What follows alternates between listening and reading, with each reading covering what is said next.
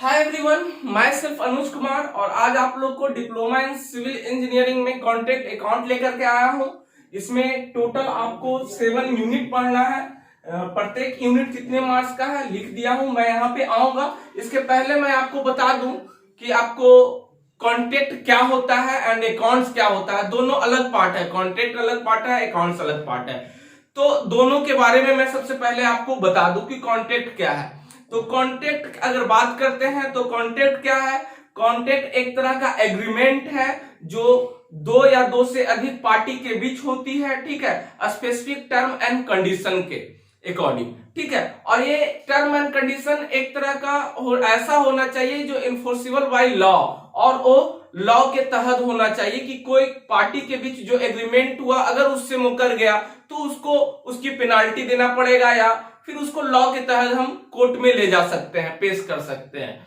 तो एग्रीमेंट देखेंगे, कॉन्ट्रैक्ट, प्रत्येक एग्रीमेंट की बात करते हैं तो कॉन्ट्रैक्ट नहीं हो सकता है, ठीक है, पर प्रत्येक कॉन्ट्रैक्ट एग्रीमेंट हो सकता है, ये आप समझेंगे। तो अब इसीलिए अगर इम्पॉसिबल बाय लॉ की बात करते हैं तो इम्पॉसिबल बाय लॉ जो होता है इसको रखा गया है as per section 2H Indian constitution में, ठीक है। अगर एक्ट की बात करते हैं तो 1872 जो ब्रिटिश जमाना का ये एक्ट है, ब्रिटिश का दिया हुआ एक कॉन्ट्रैक्ट एक्ट है 1872, ये एक्ट मेरा हो गया, ठीक है। इसके बाद इसमें बहुत सा सुधार हुआ है, ठीक है। इसको कब पब्लिश किया गया, तो अगर बात करते हैं इसको पब्लिश किया गया है 25 अप्रैल 1872 को पब्लिश किया गया था। एक एक्ट के तहत जब एक्ट आता है तो वो एक कानून बन जाता है, ठीक है। जब पारित हो जाता है तो एक कानून बन जाता है। तो एक कानून के तहत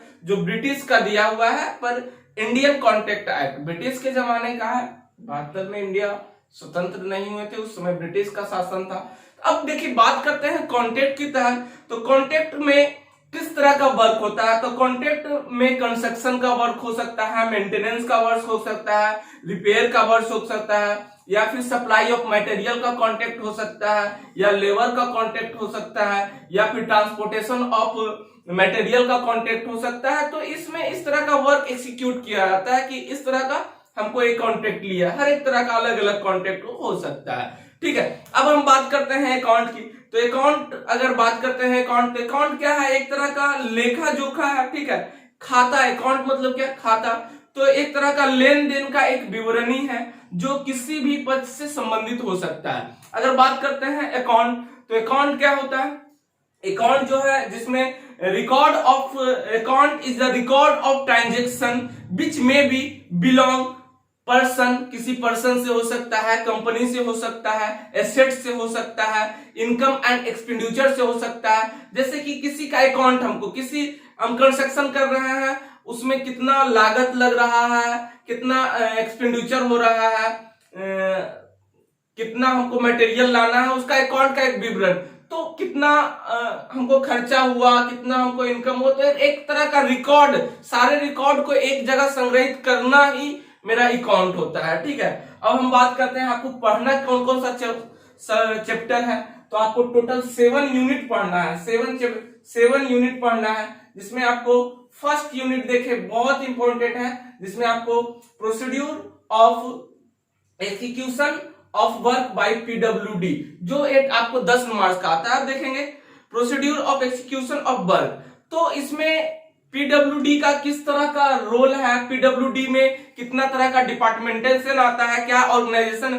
तो क्या पीडब्ल्यूडी एक ऑर्गेनाइजेशन है जिसके अंदर डिफरेंट डिपार्टमेंट आते हैं। तो बात करते हैं पीडब्ल्यूडी लोक कल्याण विभाग कहा जाता है, ठीक है।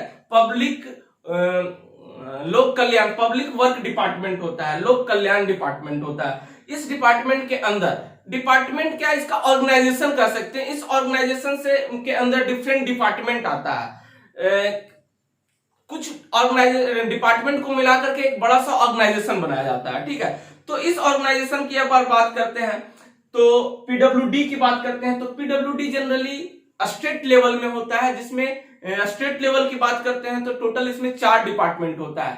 पहला डिपार्टमेंट की बात करते हैं तो बिल्डिंग कंस्ट्रक्शन, दूसरे department building and road construction, दोनों को एक में बिल्डिंग कंस्ट्रक्शन हो गया। फिर आपको हम बात करते हैं बिल्डिंग कंस्ट्रक्शन, फिर इरिगेशन डिपार्टमेंट। फिर होता है इरिगेशन डिपार्टमेंट में भी दो पार्ट है, माइनर इरिगेशन और माइनर इरिगेशन होता है, फिर लघु सिंचाई विभाग और सिंचाई विभाग होता है। दो विभाग बटा हुआ, लेकिन दोनों को मर्ज कर दिया गया है, ठीक है। अब इसके बाद बात करते हैं, इसमें नेविगेशन भी आ सकता है, नेविगेशन डिपार्टमेंट भी इसी में है, इरिगेशन डिपार्टमेंट में। फिर पब्लिक हेल्थ इंजीनियरिंग डिपार्टमेंट हो गया, PHED, जिसमें हम लोग वाटर टैंक वगैरह बनता है तो उसके इंजीनियर, ठीक है। फिर एक तीसरा पब्लिक हेल्थ इंजीनियरिंग डिपार्टमेंट हो गया। फिर इलेक्ट्रिसिटी डिपार्टमेंट हो गया। तो इसमें टोटल PWD के अंदर 4 डिपार्टमेंट आता है, 4। तो एक PWD क्या हो गया, एक ऑर्गेनाइजेशन हो गया जिसके अंदर 4 गो डिपार्टमेंट आता है। ये स्टेट लेवल में होता है। अगर यही सेंट्रल लेवल में बात करते हैं तो वहां हो जाता है CPWD। तो इस ऑर्गेनाइजेशन में हम लोग इसका किस तरह का वर्क इंस्टीट्यूट करना है, क्या क्या चीज का वर्क है, कौन सा इसका इंजीनियरिंग डिपार्टमेंट है, कौन सा इंजीनियरिंग डिपार्टमेंट का क्या क्या पार्ट है, तो ये सब चीज को हम इसमें पढ़ेंगे। पहला यूनिट में बहुत छोटा यूनिट है पर बहुत मजेदार यूनिट है। फिर इसके बाद कॉन्ट्रैक्ट, तो इसमें हम लोग पढ़ेंगे कि कॉन्ट्रैक्ट किसे कहते हैं। अभी हम लोग समझे कि कॉन्ट्रैक्ट किसको कहते हैं। तो कॉन्ट्रैक्ट क्या है, एक तरह का एग्रीमेंट है जो 2 या 2 से अधिक पार्टी के बीच स्पेसिफिक टर्म एंड कंडीशन के साथ हो सकता है। स्पेसिफिक टर्म और कंडीशन दोनों होता है इसमें, ठीक है। और ये इन्फोर्सिबल बाय लॉ होना चाहिए, तभी तो इसका कानून आया। तो इंडियन कॉन्ट्रैक्ट एक्ट की बात करते हैं तो 1872, सेक्शन की बात करते हैं तो 2H, ठीक है। जब भी सम का एक्ट बन गया तो वो एक कानून ही बन गया, ठीक है। तो इसमें टाइप ऑफ कॉन्ट्रैक्ट पढ़ेंगे, कितने तरह का कॉन्ट्रैक्ट होता है। फिर बोर्ड प्रोजेक्ट हम पढ़ेंगे कि क्या होता है इसमें, यही सब। फिर क्लास ऑफ कॉन्ट्रैक्टर, कितने तरह का कॉन्ट्रैक्टर होता है, इसका कितना क्लास होता है, कितने कॉन्ट्रैक्टर, कौन क्लास के कॉन्ट्रैक्टर कितना पैसा खर्च कर सकते हैं, तो इसमें हम इस यूनिट में पढ़ेंगे। बहुत ही इंटरेस्टेड है, टोटल 16 मार्क्स का पूछता है आपको। फिर आगे बात करते हैं तीसरा यूनिट में टेंडर एंड टेंडर डॉक्यूमेंट की बात करते हैं। तो इसमें हम लोग टेंडर क्या है, निविदा सूचना जो निकलता है, टेंडर क्या है, टेंडर नोटिस क्या है, इसका नेसेसिटी क्या है, तो सारा इसमें हम पढ़ेंगे। टेंडर एंड टेंडर डॉक्यूमेंट काफी बड़ा चैप्टर है, ये 16 मार्क्स का पूछता है ये, ठीक है। तो इसमें टाइप ऑफ टेंडर डॉक्यूमेंट पढ़ेंगे, किस तरह का मेरा रिक्वायरमेंट है टेंडर का, ठीक है। तो ये सब चीज इसमें हम पढ़ेंगे। फिर अकाउंटिंग, फिर तीसरा यूनिट, फिर 4th यूनिट, ये भी बहुत इंटरेस्टेड, छोटा यूनिट है और बहुत ही इंटरेस्टेड है, अकाउंट इन PWD। अब PWD जो होता है, कौन कौन सा अकाउंट को ये करता है, तो देखेंगे अकाउंट जो PWD का लेखा जोखा की अगर बात करते हैं तो इसमें हम लोग बात करेंगे कि PWD अब हमारा यूज कौन कौन सा अकाउंट करता है। तो देखेंगे मस्टर्ड रोल करता है, जिसमें लेबर का अटेंडेंस, किस तरह से पेमेंट करना है, क्या कितना रिपेयर का कॉस्ट आएगा, क्या हमारा कोई प्रोजेक्ट बन रहा है उसका क्या रेट एनालाइज होगा, तो ये सब चीज हमारे अकाउंट में, इसमें हमको अकाउंट इन PWD में हम पढ़ेंगे। फिर 5वां यूनिट की बात करते हैं पेमेंट टू कॉन्ट्रैक्टर। तो कॉन्ट्रैक्टर को किस तरह से हम लोग पेमेंट करेंगे, ठीक है। Mode of payment of contractor, कौन कौन सा पेमेंट होता है कॉन्ट्रैक्टर का, तो इसमें हम लोग पढ़ेंगे अकाउंट रिलेशन, हम पढ़ेंगे मनी रिलेशन पढ़ेंगे, पेमेंट फाइनल, फर्स्ट पेमेंट और फाइनल पेमेंट के बीच रिलेशन, ये सब पढ़ेंगे कि किस तरह का मोड होगा, किस तरह का पेमेंट मेरा कॉन्ट्रैक्टर का होगा, जितना वर्क करेगा। एक बार कोई टेंडर पास होता है तो टोटल पेमेंट नहीं दिया जाता है उसको, पार्ट बाय, तो हर एक किस तरह का वर्क है उस हिसाब से उसको पेमेंट दिया जाता है, जितना काम करता है उतना उसी हिसाब से उसका पेमेंट होता है। तो किस तरह से पेमेंट होगा कॉन्ट्रैक्टर को, ये चीज हम पढ़ेंगे। बहुत ही इंटरेस्टेड है कॉन्ट्रैक्ट अकाउंट। फिर अगला है यूनिट 6 में स्पेसिफिकेशन, जिसमें हम लोग कितने क्लास का बिल्डिंग होता है, बिल्डिंग का क्लास पढ़ेंगे, फर्स्ट क्लास ब्रिक वर्क क्या होता है, ये सब चीज को हम पढ़ेंगे। स्पेसिफिकेशन क्या है देखेंगे, किसी अगर मोबाइल खरीदते हैं तो उसमें देखेंगे लिखा हुआ रहता है 2 GB रैम, फिर उसके बाद लिखा रहता है कि 16 GB रोम है, फिर इसका कैमरा ये है, तो उसका क्या चीज बताता है, उसका इंटरनल पार्ट्स के बारे में पढ़ता है कि ऐसा होना चाहिए, ऐसा होना चाहिए। तो इसी तरह से हम यहाँ स्पेसिफिकेशन में बिल्डिंग का स्पेसिफिकेशन पढ़ेंगे कि बिल्डिंग का थिकनेस इतना होना चाहिए, फर्स्ट क्लास ब्रिक वर्क में कौन कौन सा क्या मटेरियल लगना है, तो वो सब सारा रिक्वायरमेंट को हम यहाँ स्पेसिफिकेशन में हम पढ़ेंगे, जो टोटल 10 मार्क्स का आपको पूछता है। अगली हम बात करते हैं तो 7 यूनिट में आपको वैल्यूएशन पढ़ना है। वैल्यूएशन मतलब होता क्या है, देखेंगे बात यहाँ करेंगे वैल्यूएशन क्या। तो वैल्यूएशन का मतलब होता है मुद्रा का निर्धारण करना। तो किसी गुड्स को अगर हम बनाए तो इसको कितना में सेल करना है, अगर इसका कॉस्ट, अगर हम वैल्यूएशन की बात करें तो आप ही बताइए, अगर हम किसी गुड्स को बनाने में हमको 10 रुपया लगा तो उसे मैं कितना में बेचूंगा, क्या 5 रुपया प्रॉफिट लेकर के बेच दूंगा 15 रुपया में? ऐसा नहीं होता है मुद्रा का निर्धारण। तो मुद्रा का वैल्यूएशन में हम लोग ये चीज पढ़ेंगे कि कौन सा क्या वैल्यूएशन है, वैल्यू क्या है, कॉस्ट क्या है, सबका डिफरेंस वगैरह पढ़ेंगे। तो वैल्यूएशन इस तरह से, किस तरह से हम इसका वैल्यू क्या होगा।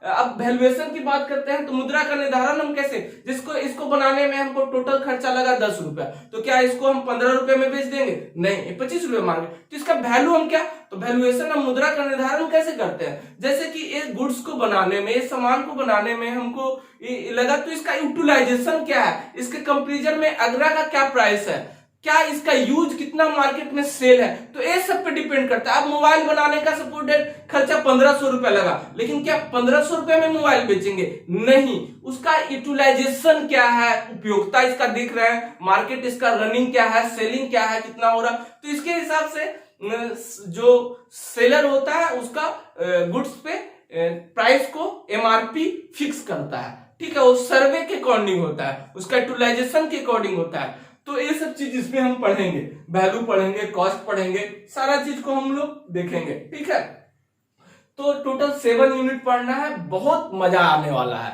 और आप लोग को हम सारा वीडियो, अब पहला वीडियो पिछले साल जो पढ़ाए थे उसमें आप लोग को टोटल लंबा लंबा वीडियो पढ़ाए थे और बहुत सबको बहुत मजा लगा, लेकिन इस बार मैं आधा आधा घंटा का रिकॉर्डेड वीडियो आप लोग को देने वाला हूं। ठीक है, तो ये वीडियो, रिकॉर्डेड वीडियो आपको मिलेगा टीएमसी ऑनलाइन ऐप पे मिलेगा, तो आप वहां जाकर के ऐप पे आप देख सकते हैं और आपको बहुत मजा आने वाला है। जैसा कि पिछले साल भी मैं ऑनलाइन पे पढ़ाया, ऑफलाइन में तो मैं लगभग 6 साल से पढ़ा रहा हूं। ठीक है, और ऑनलाइन में भी बहुत ज्यादा अच्छा रहा है, बहुत अच्छा रिस्पांस और अच्छे अच्छे मार्क्स लोग को आए हैं, बच्चे को अच्छे मार्क्स। और ये सब सब्जेक्ट है जो आपको मार्क्स बहुत अच्छे गेन करेंगे, मार्क्स बहुत अच्छे उठाने वाला। बस रेगुलरली कंटिन्यू पढ़िए, वीडियो छोड़ छोड़ को नहीं देखना है, इसमें कंटिन्यू रहिए और बहुत ही मजा। टोटल सिविल इंजीनियरिंग का निचोड़ इसमें मैं पढ़ाने वाला हूं, सारा चीज इसमें पढ़ाया जाएगा। ठीक है, टोटल सिविल इंजीनियरिंग समझ में आ जाएगा इस सब्जेक्ट में। इसके बाद फिर मैनेजमेंट में पढ़ाऊंगा और एनवायरमेंट इंजीनियरिंग, तो सारा ये सब चीज आपको टीएमसी ऑनलाइन ऐप पे मिलेगा। और मैं आधा आधा घंटा का वीडियो उस पर डालूंगा ताकि आप लोग बोर ना हो। थैंक यू सो मच, और आप लोग मस्ती करिए, एंजॉय करिए और पढ़ाई भी करिए। पढ़ाई एकदम कंटिन्यूसली करना है, इस बार कम समय में आप लोग को एग्जाम होने वाला है, तो आप लोग बने रहिएगा रेगुलर, अच्छा लगेगा पढ़ने में। ठीक है, थैंक यू सो मच।